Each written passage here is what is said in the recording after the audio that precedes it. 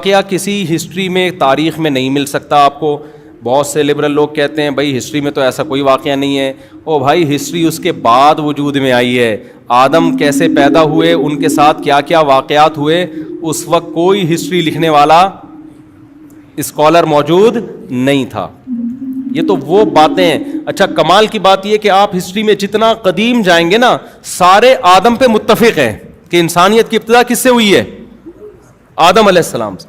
اس سے پتہ چلتا ہے یہ چیز بھی انسانوں میں تواتر کے ساتھ آئی ہے کہ ہم کس کی اولاد ہیں؟ آدم کی اولاد ہیں. یہ پھیل چکی تھی یہ بات. تو اللہ نے بتایا کہ انسانوں کی ابتدا میں نے کیسے کی ہے.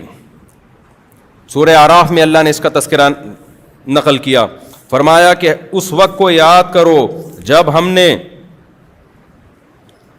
وَلَقَدْ خَلَقْنَاكُمْ ثُمَّ صَوَّرْنَاكُمْ, ہم نے تمہیں پیدا کیا, ایک خاص صورت دی, اور پھر ہم نے فرشتوں سے کہا اسجدوا لآدم, آدم کو سجدہ کرو. فَسَجَدُوا إِلَّا إِبْلِيسَ, سب نے سجدہ کیا, انکار کس نے کر دیا؟ شیطان نے. شیطان کسے کہتے ہیں؟ اللہ تعالیٰ نے انسانوں کے علاوہ بھی بہت ساری مخلوقات پیدا کی ہیں جن تک سائنس ابھی تک پہنچی نہیں ہے, اور اس کا بھی امکان ہے قیامت تک پہنچے ہی نہیں, یہ بھی امکان ہے. کیونکہ ہم جب کسی چیز پہ ریسرچ کرتے ہیں, ہم مادی زندگی کے بارے میں ریسرچ کر سکتے ہیں. ہمارے پاس جو آلات ہیں وہ اس مادے کو سمجھنے کے لیے تو ہیں. مادی زندگی کے علاوہ جو زندگیاں ہیں ان کے نہ ہمارے پاس آلات ہیں, نہ وہ ہماری مینٹل لیول سے نیچے کی چیزیں ہیں. تبھی قرآن کہتا ہے وَمَا أُوتِيتُم مِّنَ الْعِلْمِ إِلَّا قَلِيلًا, تمہیں اللہ نے جو نالج دی ہے نا, جس پہ آج انسان بڑا فخر کر رہا ہے, یہ نالج بہت تھوڑی ہے. ہم تو کہتے ہیں آج بہت زیادہ نالج ہے, لیکن اللہ اس نالج کو کیا کر رہے ہیں؟ بہت تھوڑی ہے, کچھ بھی نہیں ہے یہ. اور سائنسدان بھی اس کا اعتراف کر رہے ہیں. ہم جیسے جیسے چیزوں پہ مطلع ہوتے ہیں نا, تو پتہ چلتا ہے پہلے ہمیں کچھ بھی نہیں پتا تھا, پتہ تو اب چلا ہے ہمیں. اور جس چیز کو آج کہہ رہے ہیں اب پتہ چلا ہے, کل کہیں گے یہ تو کچھ بھی نہیں تھا. سمجھتے ہیں کہ نہیں سمجھتے؟ دیکھو ایک دور میں سائنسدانوں میں بڑے پھڈے ہوئے ہیں کہ جب مادے کو توڑا جائے نا, تو آخر میں اینڈ میں کیا ہوگا؟ اینڈ میں نکلے گا کیا؟ آخری ذرہ ایک آئے گا نا کہ وہ مزید ٹوٹ سکتا ہے کہ نہیں ٹوٹ سکتا. اس میں بڑی بحثیں ہوتی تھیں, مسلم اور غیر مسلم سائنسدانوں میں بڑی بحثیں ہوتی تھیں. لیکن جب خوردبین ایجاز ہوئی, اس کو توڑنا شروع کیا, تو پتہ چلا یہاں تو دنیا ہی کچھ اور ہے. وہ آخری ذرہ آتا ہی نہیں ہے, وہ تو آ کے جا کے کیا ہے؟ ایک الیکٹران ہے جو پروٹون کے گرد گھوم رہا ہے, ایک نیوکلیس ہے. وہ آخری ذرہ خود وہ ایک ایسا یونٹ نہیں ہے کہ جو مستقل اس کی کوئی حیثیت ہو, وہ تین الگ الگ چیزوں کا مرکب ہے. نہیں یاری بات میرا خیال, وہ تو تین الگ الگ چیزوں کا.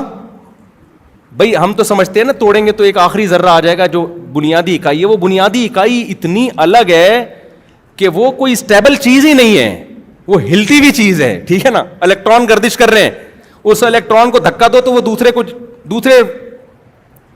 دوسرے مدار میں جا کے اس الیکٹران کو دھکا دے کے آگے, وہ کہتے ہیں پارسل کرو.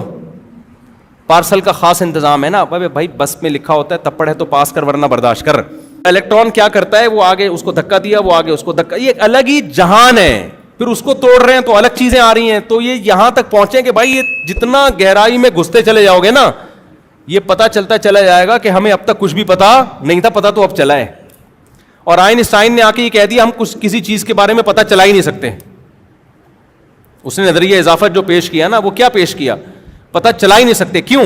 یہ بہت پوائنٹ کی بات ہے, اس کو سمجھیں. اس نے کہا ہم جب بھی کسی چیز کو سمجھنے جاتے ہیں نا اس کائنات میں, تو وہ دوسرے کی سمجھ پہ موقوف ہوتی ہے. نہیں یہ بات, یعنی وسیم بھائی کے بارے میں آپ نے پوچھنا تو ستار بھائی بتائیں گے. ستار کہاں ہے جی؟ وہ وسیم بتائے گا. وسیم کہاں ہے؟ وہ ستار بتائے گا. جیسے مجھ سے لوگ کہہ رہے ہوتے ہیں نا کہ میں کہتا ہوں یہ وسیم سے ملنا ہے, کہاں ہے؟ وہ کہہ رہے ہیں وہ جمیل کے پاس ہے. میں کہتا ہوں جمیل کس کے پاس ہے؟ ہمیں جمیل کا پتہ نہیں اور آپ بتا کس کا رہے ہو؟ ایک جمیل کو تو ہم ویسے بھی نہیں جانتے. تو جمیل کس کے پاس ہے؟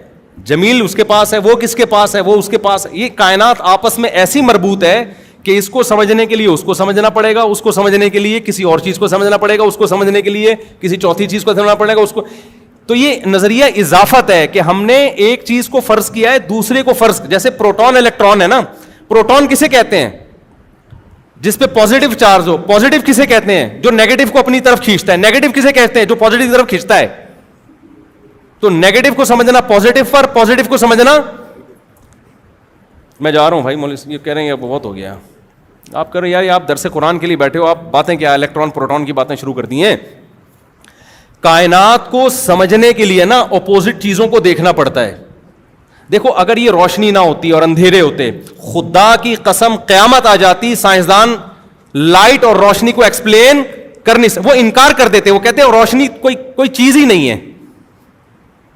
میں سمجھا پا رہا ہوں اپنی بات. اگر اس کائنات میں روشنی نہ ہوتی نا, ہم اندھیروں میں ہی ہوتے اور اندھیروں میں ہی پیدا ہوتے. پھر کوئی پیغمبر آ کے بتاتے کہ ایک جگہ ایسی ہے کسی سیارے پہ جہاں لائٹ ہے, جہاں سب یہ ہے, تو ہم کہتے یہ پتہ کیوں. ہم جب اندھیرے کو دیکھتے نا, اس کے مقابلے میں روشنی کو نہ دیکھا ہوتا تو ہمیں اندھیرا بھی سمجھ میں نہیں آتا کہ اندھیرا کسے کہتے ہیں. ہم کہتے ہیں یہ تو اصل تو یہی ہے. ہم نے چونکہ روشنی کو دیکھا اندھیرے کے مقابلے میں, تو روشنی ہمیں اندھیرے سے سمجھ میں آئی, روشنی کی ڈیفینیشن, اور اندھیرے کی ڈیفینیشن ہمیں کس سے سمجھ میں آئی ہے, روشنی سے. اگر دنیا میں مرد ہی ہوتے, عورت نہ ہوتی, تو ہم مرد کو مرد تھوڑی کہتے. ہم کہتے یہ کچھ بھی نہیں ہے, بس ایسے ہی ہے. مرد اور عورت کیا ہوتے ہیں, آدمی کیا ہوتا ہے, نر کیا ہوتا ہے, ہم کہتے ہیں بھائی یہی ہے, ایک ہی جنس ہے.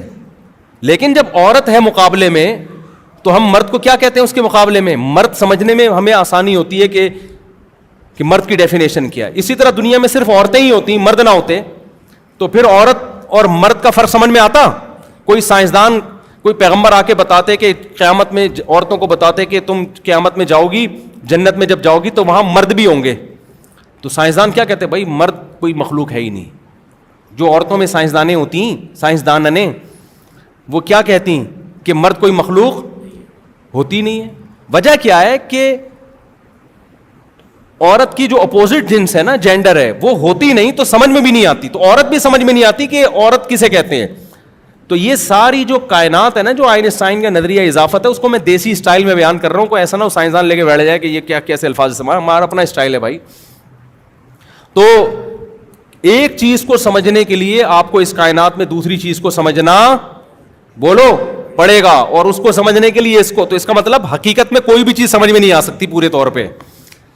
ہم تو ایک چیز کو دوسری سے سمجھنے ہیں, اور دوسری کو بہادری ہم اسے کہتے ہیں جو بزدل نہ ہو. بزدل کسے کہتے ہیں, جو بہادر نہ ہو. تو نہ بہادر سمجھ میں آیا, نہ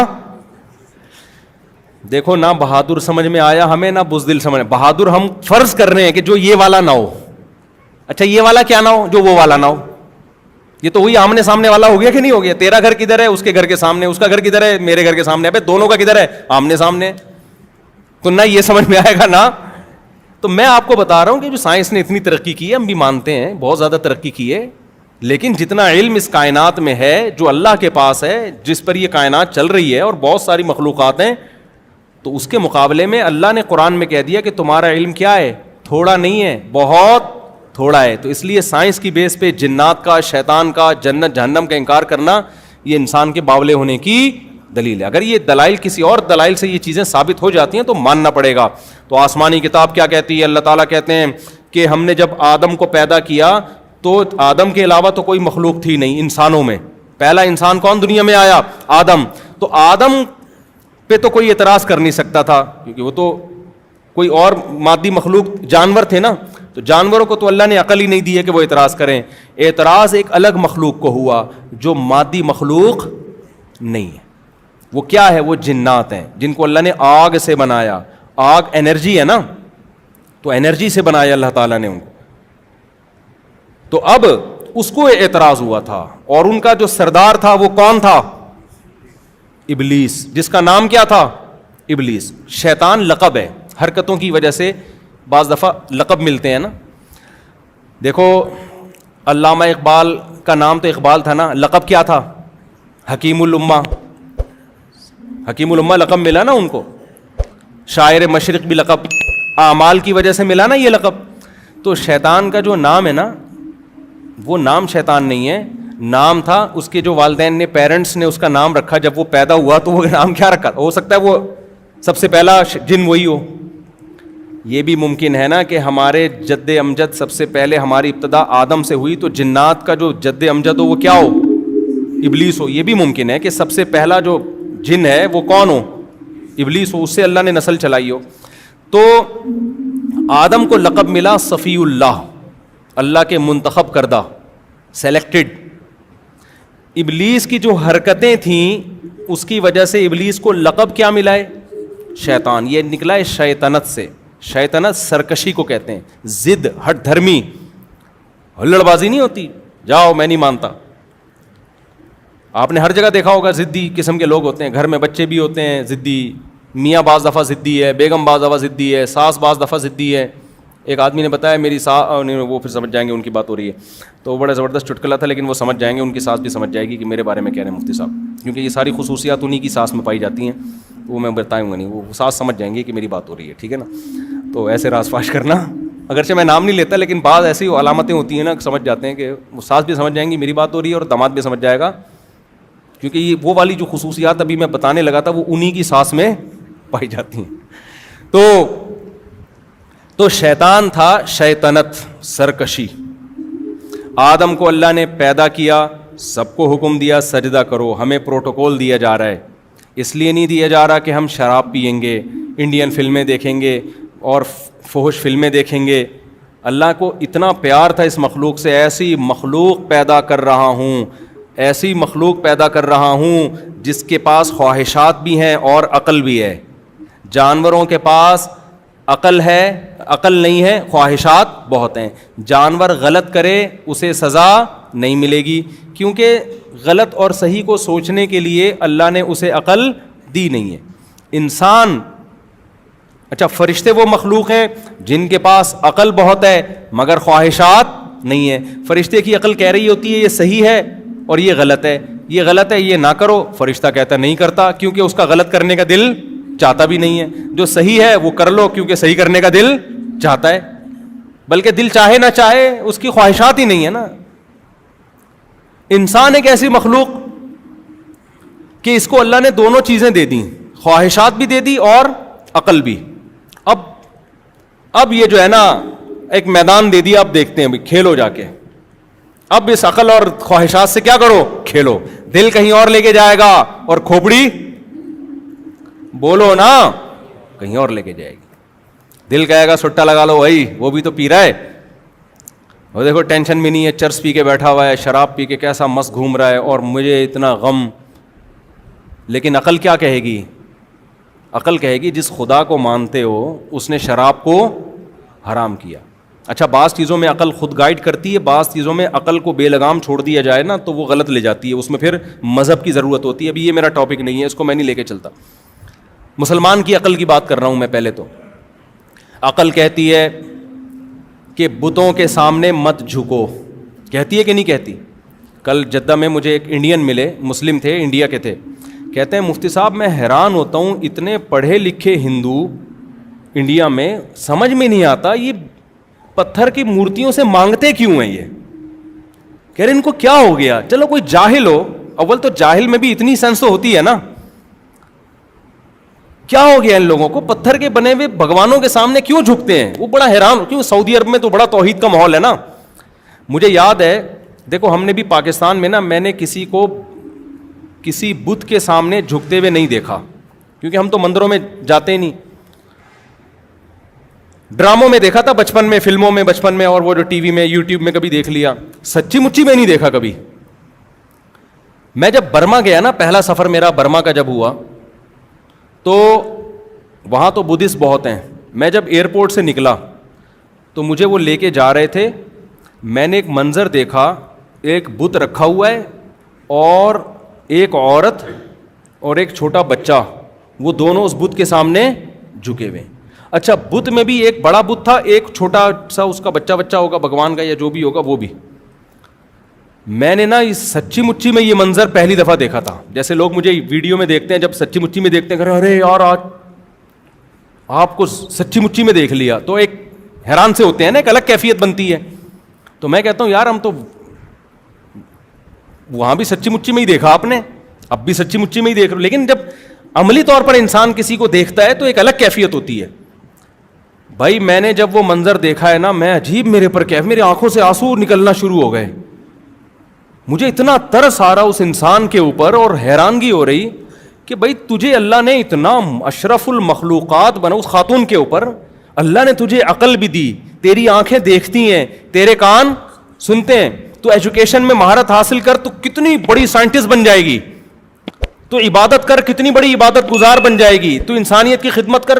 ہر انسان کو چاہے مرد ہو یا عورت ہو اللہ نے صلاحیتیں دی ہیں نا. اور یہ تو کسی کام کا نہیں, کسی فیکٹری میں بھٹی میں بنائی ہے.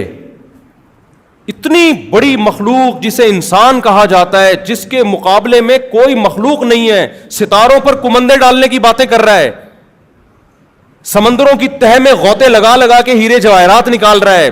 کیا کچھ انسان نے ایجاد نہیں کر لیا نا. صرف کھانا پینا نہیں ہے, انسان کی ترقیاں تو دیکھیں نا آپ, کیسے لوہے پہ محنت کی تو ہواؤں میں اڑا دیا. کتنی قابلیت, کتنی طاقتیں اللہ نے انسان کو دی ہیں, اور بیٹھا کس کے سامنے ہے؟ ایک پتھر کے بنے ہوئے بت کے سامنے بیٹھا ہوا ہے, اور اس کے سامنے سر جھکا رہا ہے. اس بت کو اللہ اگر سینس دیں تو کیسا ہنسے گا اس کے اوپر کہ تو نے مجھے بنایا ہے. جو مشینیں تو نے بنائی ہیں نا, فیکٹریاں تو نے بنائی ہیں, تیرے سائنسدانوں نے بنائی ہیں, میں ان میں بناؤں. پہلے ہاتھوں سے بنتا تھا, ٹائم لگتا تھا. اب جاپان کے سائنسدانوں نے ایسی مشینیں بنانی, ادھر جناب مسالہ ڈالو, بھگوان بن کے فوراً باہر. میرا مقصد خدا کی قسم کسی مذہب کا مذاق اڑانا نہیں ہے, میرا مقصد انسانیت کے بارے میں یہ بتانا ہے کہ انسان کو اللہ نے بہت بڑی فضیلت دی ہے. وَلَقَدْ كَرَّمْنَا بَنِي آدم, قرآن کہتے ہیں ہم نے بنی آدم کو بڑی عزت دی ہے. وَحَمَلْنَاهُمْ فِي الْبَرِّ وَالْبَحْرِ, سمندروں کو بھی اس کے تابع بنا دیا, اور ہواؤں اور خشکیوں کو بھی مسخر کر دیا. ساری کائنات تجھے سجدہ کر رہی ہے, انسان کو سجدہ کر رہی ہے, اور انسان اپنے ہاتھ سے بنائے ہوئے پتھر کو سجدہ کر رہا ہے.